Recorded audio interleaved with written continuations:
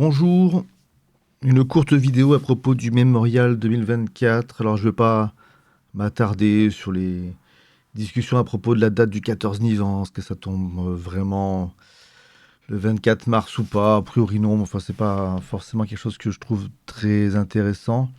Ce qu'on peut noter surtout, c'est que pour ce mémorial, encore plus que pour les précédents, beaucoup de gens ont été recontactés par d'anciens coreligionnaires. Je veux dire, si on n'est plus témoin de Jéhovah, il est fort probable qu'on ait été recontacté pour ce mémorial-là, encore plus que pour les autres.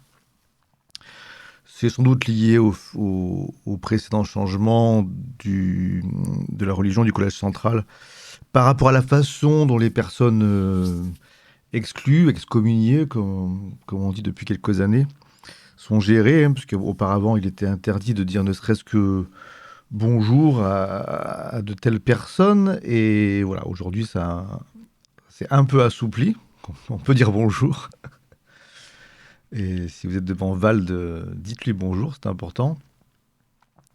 Blague à part, ce que je peux vous suggérer, si vous êtes anciennement témoin de Jéhovah et qu'on vous a contacté de la sorte, alors, aller au mémorial ou pas, ça c'est vraiment à vous de voir, hein. Moi, personnellement, c'est vrai que de côtoyer des gens qui vont être gênés et pas savoir quoi faire, je pense que personne n'en sortira grandi, c'est pas forcément intéressant.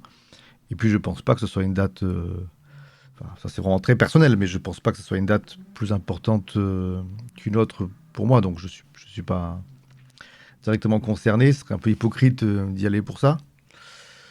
Ceci étant dit, si on vous contacte à cette occasion, peut-être essayer de voir s'il n'y a pas moyen de discuter avec les personnes qui vous ont écrit par mail ou autre. Je voyais sur un groupe Facebook quelqu'un qui disait j'ai été contacté par mon neveu que j'ai pas revu depuis 5 ans. Une autre personne qui disait j'ai déjà reçu un mail de quelqu'un que je n'ai pas revu depuis 18 ans. Et bon, ça peut être parfois un peu étrange, mais pourquoi pas si, après tout, il faut se dire que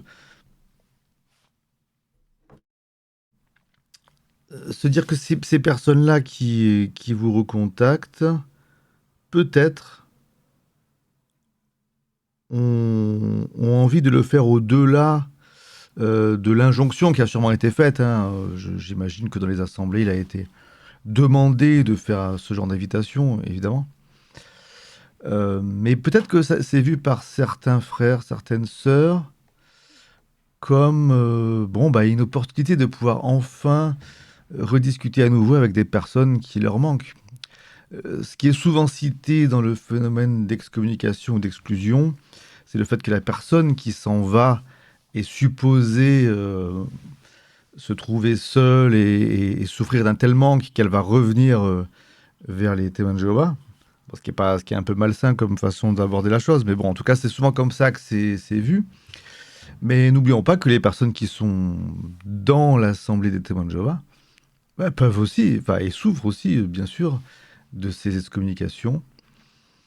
Et parfois, elles aimeraient bien revoir ces personnes qui sont parties. Dans certains cas, ce sont même des gens qui vont rester chez les témoins de Jéhovah parce qu'ils n'ont pas trop le choix, enfin, ils n'osent pas partir pour des raisons de pression familiale ou autre. Ils peuvent être, non pas jaloux, c'est peut-être pas le bon terme, mais peut-être qu'ils pourraient eux aussi avoir cette envie de partir et que c'est difficile, mais si vous retournez les voir pour discuter autour d'un café ou autre, peut-être qu'il y a, peut-être, je parle pas d'essayer de faire une sorte de conversion inverse et d'essayer de les faire sortir activement, ça serait contre-productif.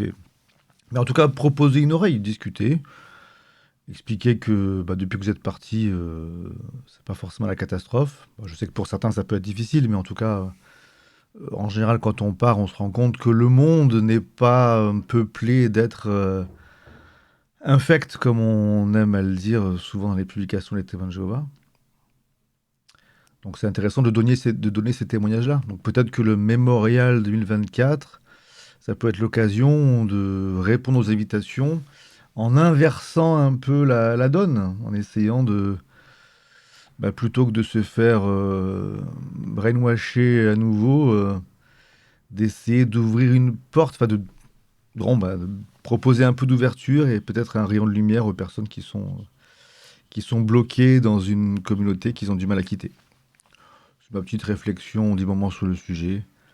À chacun, chacune de voir ce qu'on peut en faire. Dans tous les cas, je vous souhaite un bon week-end, que vous souhaitiez aller au mémorial ou pas.